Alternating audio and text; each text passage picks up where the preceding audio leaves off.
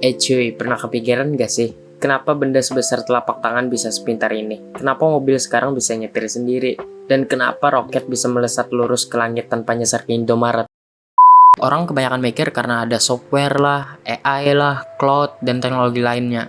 Nah, ada satu bidang nih yang jarang dibahas. Tanpa ini ya, semua yang tadi itu nggak bakal kepake. Kita ambil analoginya kayak ibaratkan otak tanpa badan gitu. Programnya bisa mikir, tapi nggak bisa ngapa-ngapain. Contohnya kayak di alat medis atau smart home.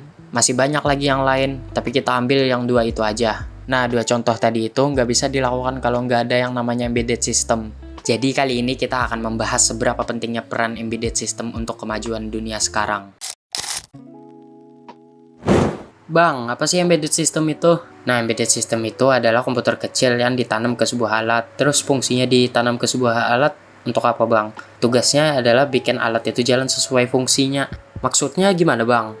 Nih, misalkan nih kita menulis aturan atau fungsi di program buat memberi perintah ke alat. Terus aturan yang sudah kita tulis di program itu akan menjelaskan kapan dan bagaimana alat harus bereaksi. Terus alat nggak bakal ngeyel atau ngide untuk improvisasi. Dia bakal patuh sama aturan yang sudah kita tulis di kode. Nah, itu tadi merupakan penjelasan kasar bagaimana cara embedded system bekerja. Oke, sekarang kita intip sedikit bagaimana gambaran cara kerja di dunia nyata. Kita ambil beberapa contoh sederhana bagaimana cara kerjanya. Misalnya pada mobil. Di mobil itu kan ada yang namanya airbag. Nah, airbag itu tidak meledak sembarangan. Ada komputer kecil yang terus membaca sensor benturan. Kalau benturannya cukup keras dan cepat, dalam hitungan milidetik, komputer itu memutuskan airbag harus keluar sekarang. Kalau telat sedikit saja, ya udah dah, nyawa orang bisa melayang. Nah, kalau terlalu cepat atau salah baca, justru bisa mencederai juga. Jadi kita tarik ke poin utamanya. Itu bukan komputer besar seperti PC, bukan ya. Itu adalah embedded system.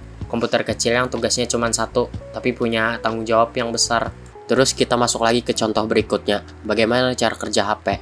Di HP ada banyak komputer kecil. Satu ngatur layar, satu ngatur baterai, dan satu lagi ngatur kamera. Makanya ukurannya kecil, tapi reaksinya cepat dan akurat. Nah, masing-masing itu tadi adalah embedded system, komputer kecil yang hanya fokus ke satu tugas masing-masing. Jadi komputer kecil yang aku maksud itu nggak selalu bentukannya seperti ini.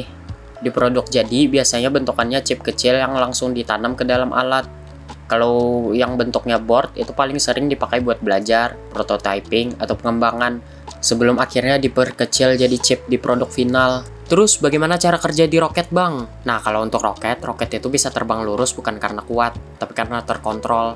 Ada embedded system yang terus membaca arah, kecepatan, dan posisi, lalu mengkoreksi gerakan kalau mulai melenceng. Kalau nggak ada itu ya, roket cuma jadi kembang api mahal.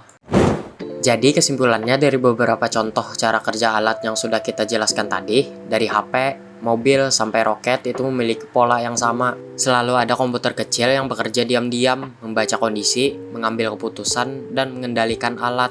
Itulah kenapa bidang embedded system sangat penting untuk dunia sekarang. Karena hampir semua teknologi modern tidak bisa berjalan tanpa pengendali yang handal. Semakin canggih dunia, semakin banyak keputusan kecil yang harus diambil dengan cepat dan tepat. Dan itu tidak mungkin dilakukan manusia satu-satu. Embedded system itu nggak kelihatan wujudnya. Tapi kalau nggak ada itu, dunia modern akan berhenti bergerak.